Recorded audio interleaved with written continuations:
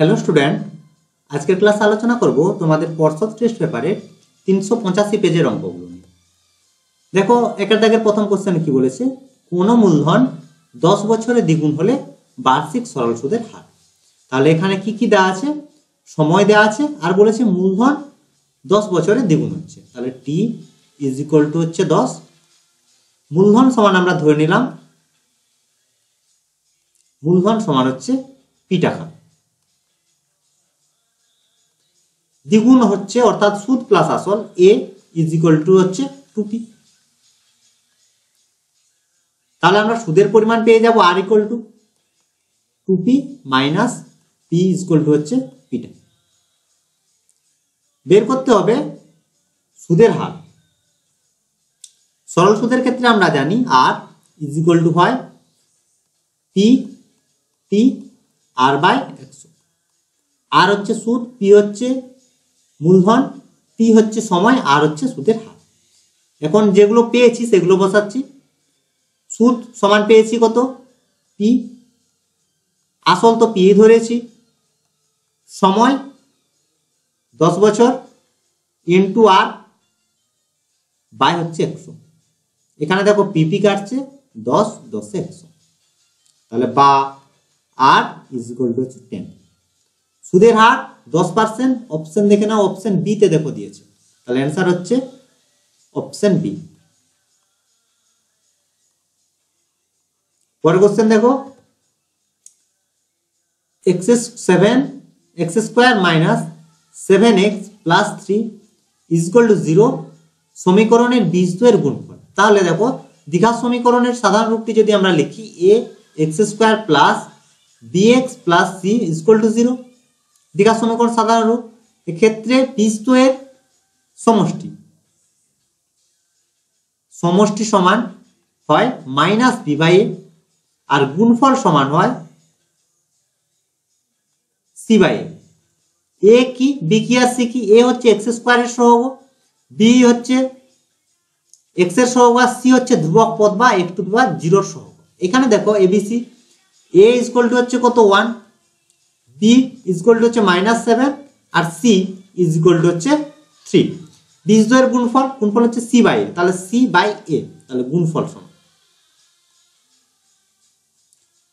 সমান হচ্ছে C by A. C এর মান হচ্ছে 3, এ মান হচ্ছে 1, সমান হচ্ছে 3।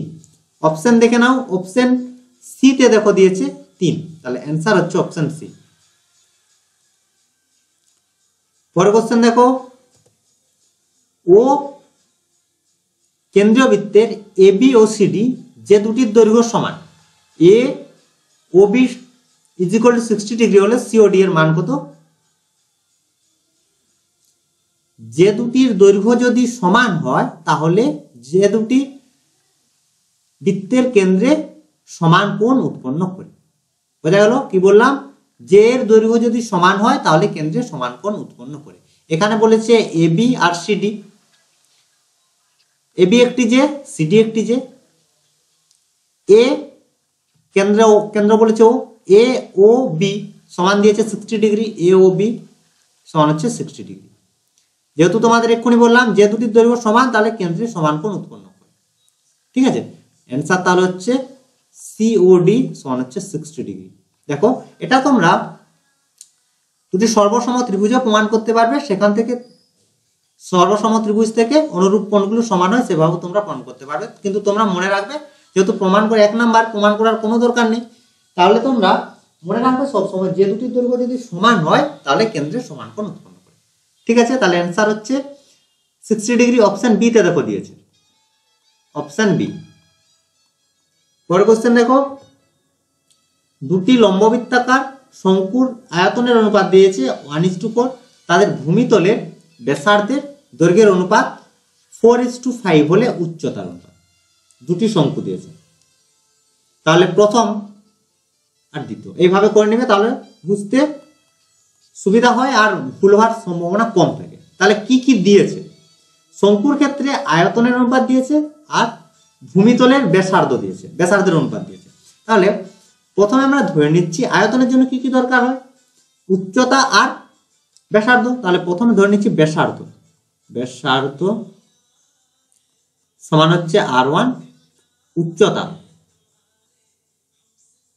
উচ্চতা সমান হচ্ছে H1। দ্বিতীয়টির ক্ষেত্রে ব্যাসার্ধ R2 উচ্চতা H2।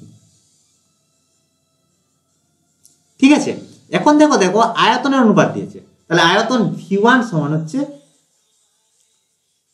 শঙ্কু, তাহলে 1/3 পাই R1 স্কয়ার H1। V2 সমান 1/3 পাই R2 স্কয়ার H2। ঠিক আছে, এবারে প্রশ্ন অনুসারে তাহলে কি হবে, V1 V2 সমান হচ্ছে 1:4। আর দেখো দিয়েছে ব্যাসার্ধের অনুপাত, তাহলে R1 R2 সমান হচ্ছে 4:5, তাহলে বা R1 বাই R2 সমান হচ্ছে 4/5।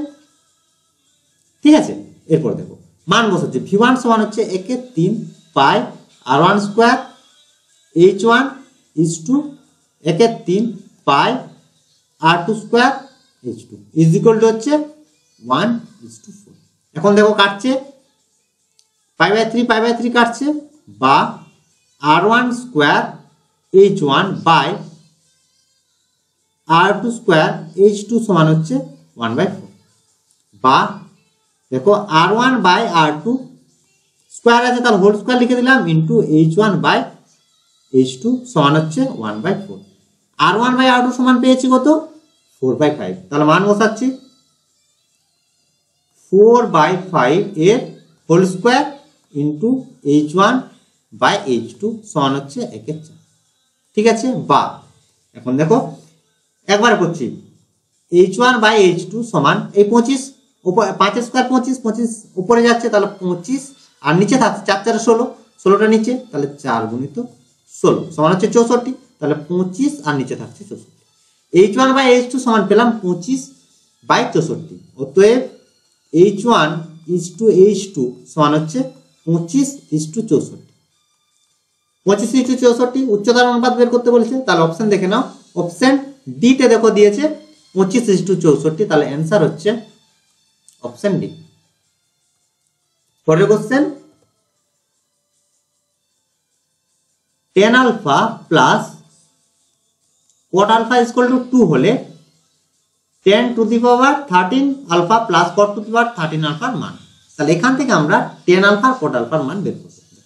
তাহলে tan আলফা প্লাস cot সমান কি লিখতে পারি, 1/10, তাহলে 1/10 ইজ ইকুয়াল টু হচ্ছে 2, বা tan square alpha plus 1 is equal to হচ্ছে 2 tan আলফা, বা tan square alpha minus 2 tan alpha plus 1 is equal to 0, বা এটা হচ্ছে দেখো square minus 2ab plus b square, তাহলে tan আলফা মাইনাস 1 এর whole square is equal to 0, বা tan alpha is equal to হচ্ছে 1। tan alpha is equal to যদি 1 হয় তাহলে cot alpha is equal to হবে 1, cot alpha is equal to হচ্ছে 1/tan alpha, tan alpha is equal to হচ্ছে 1। বোঝা গেল, তাহলে tan আর cot এর মান আমরা পেয়ে গেলাম। বের করতে হবে tan to the power 13 alpha plus cot to the power 13 alpha, এর মান হচ্ছে 1 to the power 13 plus 1 to the power 13। 1 এর পাওয়ার যা থাকলো 1 হয়, তাহলে 1 প্লাস 1 ইজ ইকুয়াল টু হচ্ছে 2। অপশন দেখে নাও, অপশন বি তে দেখো দিয়েছে 2, তাহলে आंसर হচ্ছে অপশন বি। এরপরে কোশ্চেন, রাশিগুলির গড় বলেছে 20, এই রাশিগুলির গড় বের করতে হবে। তাহলে গড় এখানে দেখো 1 থেকে শুরু হয়েছে 10 পর্যন্ত, তাহলে মোট পদ সংখ্যা 10টি, তাহলে এর গড় x1 plus x2 plus dot dot plus x10 by হচ্ছে 10 ইজ ইকুয়াল টু এর গড় দিয়েছে কত, 20। দেখে দাও এইভাবে। এরপর দেখো এর গড়, এখানেও দেখো 10টি পদ রয়েছে, কিভাবে x1 plus 4 plus x2 plus 4 plus dot dot করে চললো x10 প্লাস 4 বাই 10, গড় বের করতে বলেছে, তাহলে বাই তত সংখ্যক, তাহলে এখানে মোট সংখ্যা রয়েছে 10টি, সবগুলো যদি যোগ করি তাহলে পাচ্ছি x1 x2, চলক রাশিগুলো পাশাপাশি লিখছি, ডট ডট করে চললো x10 প্লাস, এখানে দেখো যেহেতু 10টি পদ রয়েছে তাহলে মোট 4ও রয়েছে 10 বার, তাহলে তাদের যোগ করলে 10 গুণিত 4 বা 4 গুণিত 10, তাহলে 4 গুণিত 10, আর নিচে আছে কত 10, সমান x1 plus x2 plus dot dot plus x10 by হচ্ছে কত 10 প্লাস 4 ইন্টু 10 বাই হচ্ছে 10, এখানে দেখো কাটছে, এটার মান পেয়েছি আমরা কত দেখো 20, তাহলে এর জায়গায় বসাচ্ছে 20, তাহলে 20 প্লাস 4 সমান হচ্ছে 24। অপশন বি তে দেখো দিয়েছে 24, তাহলে অ্যান্সার হচ্ছে অপশন বি, অপশন বি হচ্ছে অ্যান্সার। এরপর হচ্ছে 2 দাগের কোশ্চেন, শূন্যস্থান পূরণ। প্রথম কোশ্চেন বলেছে এক ব্যক্তি ব্যাংকে 100 টাকা জমা রেখে 2 বছর পর সমূল চক্রবৃদ্ধি পেলেন 121 টাকা, বার্ষিক সুদের হার। তাহলে এখানে কি কি আছে, পি 100, সময় n ইকুয়াল টু হচ্ছে 2, পেলো বলেছে সমূল চক্রবৃদ্ধি অর্থাৎ সুদ প্লাস আসল 121 টাকা। চক্রবৃদ্ধি সুদের ক্ষেত্রে আমরা জানি a সমান হয় a ইজ ইকুয়াল টু হয় p into 1 plus r by 100 whole to the power n, ঠিক আছে, বা এর মান পেয়েছি 1 to 1, p এর মান 101 প্লাস r, দেখো আর এই r এর মান আমরা বের করব, whole to the power n মানে হচ্ছে 2, তাহলে বা 121 বাই 100 সমান হচ্ছে 1 প্লাস r বাই 100 এর হোল স্কয়ার সমান 21, 121 কে আমরা লিখছি 11 আর 100 মানে 10, 11 বাই 10 এর হোল স্কয়ার লিখলাম, তাহলে সমান 1 প্লাস r বাই 100 এর হোল স্কয়ার। সূচকের নিয়ম থেকে আমরা জানি যদি এরকম হয় a two the power n is equal to হচ্ছে b two the power n হয়, তাহলে a is equal two b হয়। এখানেও দেখো উপরের পাওয়ার গুলো কি আছে, তাহলে বেস গুলো কি হবে, তাহলে 11 বাই 10 ইজ ইকুয়াল টু হচ্ছে 1 প্লাস r বাই 100, বা r by 100 is equal to হচ্ছে 11 বাই 10 মাইনাস 1 সমান হচ্ছে 1 এর 10, r বাই 100 সমান হচ্ছে 1 এর 10, 10 10 এর 100, বা r ইজ ইকুয়াল টু হচ্ছে 10, এটাই হচ্ছে অ্যান্সার। সুদের হার বের করতে বলেছে, সুদের হার হচ্ছে 10%। পরের কোশ্চেন দেখো, দিয়েছে cos 53 degree by sin 37 degree, এর মান কত হবে, সরলতম মান বলেছে। তাহলে দেখো কি বলেছি, প্রথমে আমাদের দেখতে হবে যে দুটির যোগফল 90 হচ্ছে কিনা, অর্থাৎ কোন দুটি পূরক কোণ কিনা। এখানে দেখো দুটো যদি যোগ করি তাহলে আমরা পাচ্ছি 90, তাহলে কোন দুটি পূরক কোণ। পূরক কোণের ক্ষেত্রে আমরা যে কোনো একটি কোণ রাখবো, তোমরা 53 রাখতে পারো বা 37 রাখতে পারো, আমি 53 রাখছি, 53 ডিগ্রি রাখলাম, 37 কে আমরা 53 তে নিয়ে যাচ্ছি, তাহলে sin 37 এর জায়গায় আমরা লিখতে পারি 90 ডিগ্রি মাইনাস 53 ডিগ্রি, 90 থেকে যদি আমরা 53 বাদ দিই তাহলে পাচ্ছি 37, তাহলে হচ্ছে cos 53 degree by sin 90 degree minus theta, 90 degree minus theta সমান হয় cos থিটা, থিটা মানে এখানে কত 53, তাহলে হচ্ছে cos 53, এখানে দেখো কেটে গেল, ইজ ইকুয়াল টু হচ্ছে 1, এর সরলতম মান 1 হচ্ছে অ্যান্সার। পরের কোশ্চেন দেখো, চলগুলি ঊর্ধ্বক্রমে থাকলে এদের মধ্যমা, মধ্যমার ক্ষেত্রে আমার এখানে দেখো চলগুলো বলেছে ঊর্ধ্বক্রমেই আছে, তাহলে n এর মান কত আছে দেখো 1 থেকে 99, তাহলে 1 থেকে যদি 99 হয় তাহলে মোট পদের সংখ্যা হচ্ছে 99টি, ঠিক আছে। তাহলে 99 হচ্ছে অযুগ্ম সংখ্যা, অযুগ্ম সংখ্যার ক্ষেত্রে মধ্যমা সমান হয়, মধ্যমা সমান হচ্ছে n, একবার লিখলাম n প্লাস 1 বাই 2, এত তম পদ, তাহলে 99 প্লাস 1 100 বাই 2 সমান হচ্ছে 50তম পদ। 50তম পদ এইভাবে চলতে চলতে কি হবে, x টু দি পাওয়ার বলছি, x নিচে থাকবে সাফিক্সে থাকবে 50, x 50 তাহলে হচ্ছে অ্যান্সার। এর মধ্যমা হচ্ছে x 50। পরের কোশ্চেন দেখো, এবিসিডি একটি বৃত্তস্থ সামান্তরিক হলে কোণ এর মান কত? বৃত্তস্থ সামান্তরিক হয় একটি আয়তক্ষেত্র, আর আয়তক্ষেত্রের প্রতিটি কোণের মান 90 ডিগ্রি, তাহলে এই কোণের মান হবে কত? 90 ডিগ্রি হচ্ছে অ্যান্সার। অ্যান্সার হচ্ছে তাহলে 90 ডিগ্রি। পরের কোশ্চেন, এক মুখ কাটা একটি পেন্সিলের আকার চোঙ ও ড্যাশের সমন্বয়, চোঙ ও শঙ্কু। পরের কোশ্চেন, এই সমীকরণের a - 2 x² plus 3x plus 5 = 0 সমীকরণটিতে a এর মান ড্যাশের জন্য দ্বিঘাত সমীকরণ হবে না। দেখো, দ্বিঘাত সমীকরণের সাধারণ রূপটি যদি লিখি ax² plus bx plus c = 0, তোমরা এটা সবসময় মনে রাখবে, দ্বিঘাত সমীকরণের সাধারণ রূপটি, এটা ছাড়া তোমরা কোনো অঙ্কই করতে পারবে না। বুঝা গেল? দেখো, দ্বিঘাত সমীকরণ সাধারণ রূপের ক্ষেত্রে সবসময় বলে দেয় যে a ≠ 0, a ≠ 0। কেন বলে দেয়? এর মান যদি 0 হয়ে যায় তাহলে আমরা কি পাবো? এর মান হচ্ছে 0, a = 0, তাহলে 0 × x² plus bx plus c = 0, তাহলে গুণ করলে 0, তাহলে bx প্লাস c = 0, তাহলে এটি কি একটি দ্বিঘাত সমীকরণ? দ্বিঘাত সমীকরণ নয়। দ্বিঘাত সমীকরণ থাকলে অবশ্যই x এর পাওয়ারটা 2 থাকবে। তাহলে x এর মান যদি 0 হয়ে যায়, বলতে x বলতে কি x² এর সহগ যদি 0 হয়ে যায় তাহলে সেটি দ্বিঘাত সমীকরণ থাকবে না।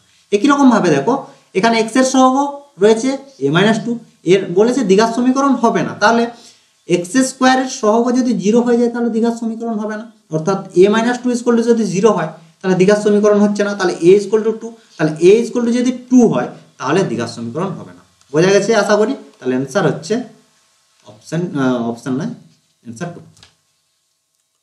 পরের কোশ্চেন, সত্য মিথ্যা। প্রথম কোশ্চেনে বলেছে নির্দিষ্ট আসলের উপর বার্ষিক সুদের হার সমান হলে 2 বছরের সরল সুদ ও চক্রবৃদ্ধি সুদ সমান হবে। এটা হবে কি? মিথ্যা। ভালো করে পড়ো কি কি বলেছে এখানে। নির্দিষ্ট আসলের উপর বার্ষিক সরল সুদের, তাহলে আসল নির্দিষ্ট আর সুদের হারও নির্দিষ্ট, তাহলে 2 বছরের বলছে সরল সুদ আর চক্রবৃদ্ধি সুদ সমান হবে। দেখো, সবসময় মনে রাখবে 1 বছরের ক্ষেত্রে, শুধুমাত্র 1 বছরের ক্ষেত্রে, 1 বছরের ক্ষেত্রে সরল সুদ সমান হচ্ছে চক্রবৃদ্ধি সুদ, এটা সবসময় তোমরা মনে রাখবে। বোঝা গেল? কি বললাম? শুধুমাত্র 1 বছরের ক্ষেত্রে সরল সুদ আর চক্রবৃদ্ধি সুদ সমান, আর বাকি n এর মান 1 থেকে বেশি, >1, n যদি 1 হয়, 1 থেকে যদি বেশি হয় তাহলে সব সময় চক্রবৃদ্ধি সুদ বেশি হবে, চক্রবৃদ্ধি সুদ সরল সুদ। ঠিক আছে? বোঝা গেল? তাহলে 1 বছরের ক্ষেত্রে সরল সুদ চক্রবৃদ্ধি সুদের সঙ্গে সমান, আর 1 থেকে বেশি যে কোনো সময়ের ক্ষেত্রে চক্রবৃদ্ধি সুদ সবসময় বেশি হবে সরল সুদের থেকে। তা এখানে বলে যে 2 বছরের সরল সুদ আর চক্রবৃদ্ধি সুদ সমান, তাহলে হচ্ছে মিথ্যা। পরের কোশ্চেন, ক্রমিক সমানুপাতি। দেখো, ক্রমিক সমানুপাতি a b c কে ক্রমিক সমানুপাতি আমরা বলবো তখন যদি a/b সমান b/c। ঠিক আছে? তাহলে আমরা দেখি x³ y = x² y² এর মান বের করছি, আর x² y² = xy³ এর দুটো মান যদি সমান হয়ে যায় তাহলে আমরা বলবো ক্রমিক সমানুপাতি। এখন দেখো কি কি হচ্ছে, এখানে x², এখানে x³ আছে, তাহলে x একটা পড়ে থাকছে, x আর একটা আছে না, একটা y আর একটা y², তাহলে y পড়ে থাকছে, পেলাম হচ্ছে x/y। এখানে দেখো x একটা x পড়ে থাকছে, আর এখানে যদি y, এখানে y² আছে, y² আর y³ তাহলে y পড়ে থাকছে, দুটো দেখো সমান হয়ে গেছে, x/y, এখানে হচ্ছে x/y, তাহলে ক্রমিক সমানুপাতি, তাহলে এটার অ্যান্সার হচ্ছে সত্য। পরের কোশ্চেন, এর সরলতম মান বলেছে 1 হবে, sec² 27 ডিগ্রি আর একটা হচ্ছে cot² 63। একই রকম প্রথমে দেখে নেবে যে পরস্পর পূরক কিনা। এখন দেখো যদি যোগ করি তাহলে পাচ্ছি 90 ডিগ্রি, তাহলে পরস্পর পূরক, তাহলে যে কোনো একটিতে আমরা মান রাখছি, থিটার মানটা 87 ডিগ্রি রাখলাম, তাহলে কট স্কোয়ার। এখন দেখো এই 63 কে আমরা লিখছি 90 ডিগ্রি মাইনাস 27, তাহলে সেক স্কোয়ার 87 ডিগ্রি। দেখো কট 90 ডিগ্রি মাইনাস থিটা, কট 90 ডিগ্রি মাইনাস থিটা সমান কি হচ্ছে tan থিটা, তাহলে tan স্কোয়ার